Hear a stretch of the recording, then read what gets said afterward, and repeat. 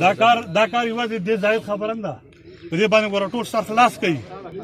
دا د زاید خبره نه ده، دا زمونږ نه مازدیګر له په بل کور کې دا کار سبا له په بل کور کې سبا له په بل کور کې داسې په هر یو باندې موږ راځو دغه شان خاموشه کېږو، دغه شان حال به راسه کېږي لکه دا نن چې وشو.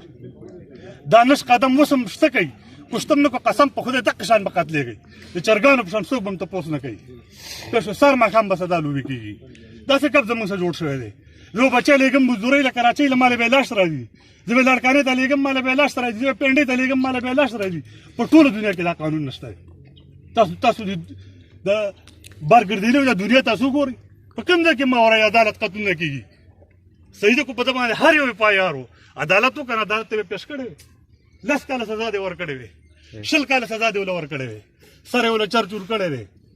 د کتو نه دی، نن یې درېیمه ورځ ده، کله په دې دینه ګاډي ده، کله هغه دینه را ده.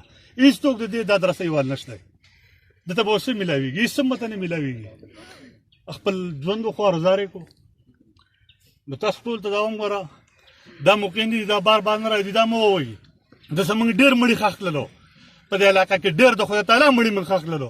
سار شي او ماښام شي او بس دوا د خیر وکړئ پیش ولې او الله دې خیر پیش کړو. په دې باندې موږ یوه جرګه به وکړو. خو د اوسه پورې ګوره موږ یوه پیسه هم نه ده حل شوې، او که حل شوي تاسو په دې ناستو کسانو کې یو کس لاس اوچت کوي چې زما مړي شوي دي، زما دا ټولې هدیرې کومې هدیرې ته چې په باجوړ کې ورته د بار نه به پکې ټول مړي راغلي، د کراچۍ نه بیا راوړي، د سند نه بیا راوړي، لړکانې نه بیا راوړي، د پنډۍ نه بیا راوړي، د کشمیر نه بیا راوړي.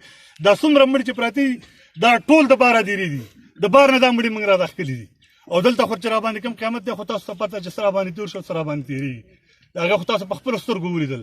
خو اوس هم بار هم خلک نه پرېږدي، بار مزدورو ته هم څوک نه پرېږدي. اخر څه به کوو؟ زموږ خو سور تنور دی، اسمان ته ختلی نه شو، بس دغه شان د الله په سره باندې بیستو، یو بل ته به ګورو پوه شوې، او دغه شان په نمبر به یو قتل کېږي او زه به دې دغه نه. نو ټول په دې باندې باید چې سوچ وکړي. دا یوازې د دې علاقې مسله نه ده، دا یوازې زاید مسله نه ده، دا د ټول باجوړ مسله ده، دا د باجوړ د امینا مسله ده، دا د باجوړ د ډي سي مسله ده، دا د باجوړ د کرنیل مسله ده، دا د باجوړ د پی ام مسله ده، چې ټول په دې خبره باندې کېږي چې بهې دې باجوړو سره څه کېږي. دا خو ارام خو ځي او بار پیسې ګټي او دلته راځي او په خپل کلي کې دغه کوي، خرچه کوي. دا خو د وطن دپاره خزانه ده او په هغه کې هم څوک نه پرېږدي. نو تاسو په ټول په دې خبرو باندې ښه پښتانه خلک یې استوي، د جرګو خلک یې وي، د مرکو خلک یې وي، غټې غټې جرګې کوئ. خو چې کله فیصله د وخت راشي ستاسو نه بیا خبره ورانه شي، نه بیا جرګۍ نه بیا فیصلۍ، او بیا ټول هر یو دا وایي ما پټ کا او داسې روانېږئ. نو په ما پټ کا باندې نور کار نه کېږي، کو ځان پټوئ همدغه شان به څه کېږي. نن چې څه څنګه وشوله مازدیګر هم داسې کېږي، سبا هم داسې کېږي او بله ورځ هم داسې کېږي. او که نه وویلو چې دا شی نور نه منو، انشاءالله د سبا نه به دا شی بندي. خو که ځان تپوس هم وکړو. او څومره کسان چې دلته راغلي یاستئ، الله دې تاسو ټول له جزای خیر درکړي.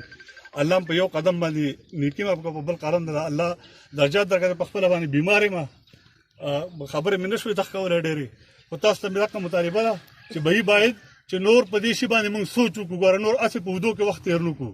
ستاسو خوښه ده که نه؟ خیر انشاءالله زموږ تیار یو. دغه خبره شوله، صحیح ده، صحیح شو، ډېر هم روان